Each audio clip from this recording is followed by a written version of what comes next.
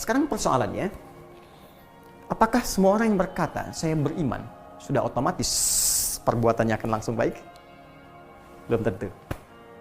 Karena pernah ada kasus di zaman Nabi langsung, dicontohkan langsung di zaman itu, dan diberitakan kepada kita oleh Allah Subhanahu wa Ta'ala dalam Al-Quran surah ke-49 Al-Hujurat ayat ke-14. Ada orang Arab Baduy yang langsung berkata, saya beriman. Qalatil a'rabu amanna. Ada orang Arab Baduy berkata, ya Rasulullah, ya Muhammad SAW, kami telah beriman. Maka karena iman perkara hati, Nabi tak bisa langsung menilai hati orang kecuali dengan petunjuk Allah Subhanahu wa Ta'ala.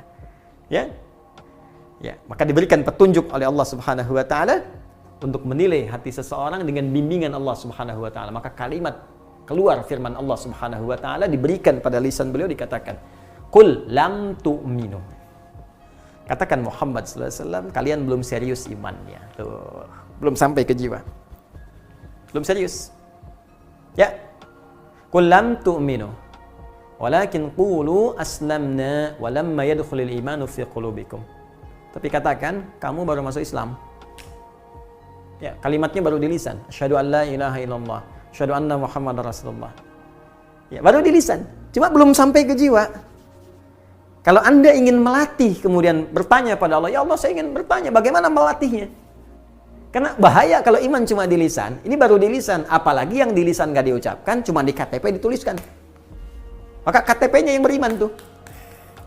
Orangnya bisa tidak. Ya. Ini Anda bayangkan, diucapkan saja, nggak nyampe ke hati, bermasalah. Apalagi cuma dituliskan di KTP, di identitas, diucapkan nggak pernah. Itu yang paling bahaya. Jadi kalau iman itu betul-betul telah tersambung di hati kita. Misal kita ucapkan, asyhadu an la ilaha illallah, itu kalimat iman. Wa asyhadu anna Muhammadar Rasulullah, diucapkan di lisan. Dan masuk ke dalam hati. Ya, masuk ke dalam jiwa. Karena iman tadi pekerjaan hati. Maka iman yang ada di hati ini akan memberikan pancaran-pancaran, akan memberikan sinyal-sinyal kepada seluruh anggota tubuh kita untuk berperilaku, untuk berbuat. Dalam bahasa Arab, berbuat, berperilaku disebut amal namanya. Amal. Ya, tangan beramal, kaki melangkah beramal, berperilaku. Ya, lisan berkata itu amalnya, telinga mendengar itu amalnya. Maka iman ini bukan sekedar hadir dalam jiwa. Maka dia akan diekspresikan, dibuktikan iman ini dengan memberikan sinyal pada seluruh anggota tubuh kita untuk berekspresi, berperilaku sesuai dengan bimbingan iman yang ada dalam jiwa ini.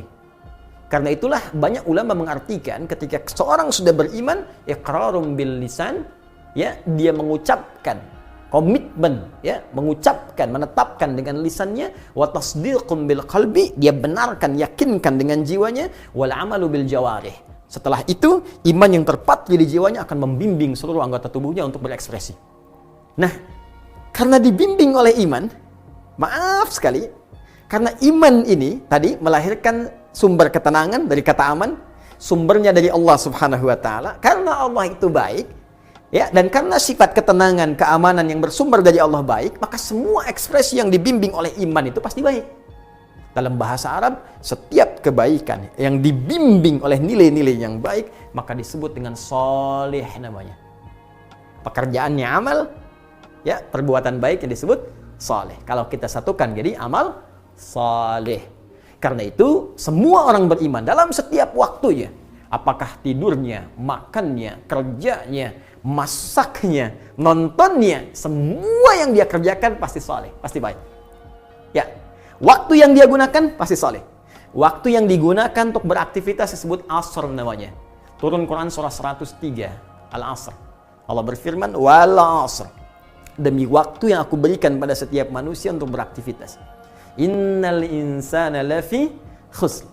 Setiap manusia banyak yang rugi karena memanfaatkan waktu, karena menggunakan waktu, memanfaatkan waktu untuk perbuatan yang tidak penting, ya. Ada orang yang bisa terlepas dari salah menjadi soleh. Siapa dia? Illalladzina amanu wa amilu solihat. Coba lihat.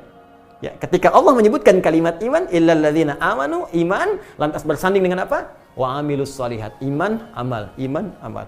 Karena itu jangan heran, di dalam Al-Quran setiap disebutkan kalimat iman bersanding dengan fungsi anggota tubuh, pasti diarahkan pada yang baik. Jadi kalau orang sekedar mengucapkan saja, tidak dibenamkan pada jiwanya, terpatri di sanubarinya, maka iman itu tak akan membimbing dia menjadi pribadi yang baik.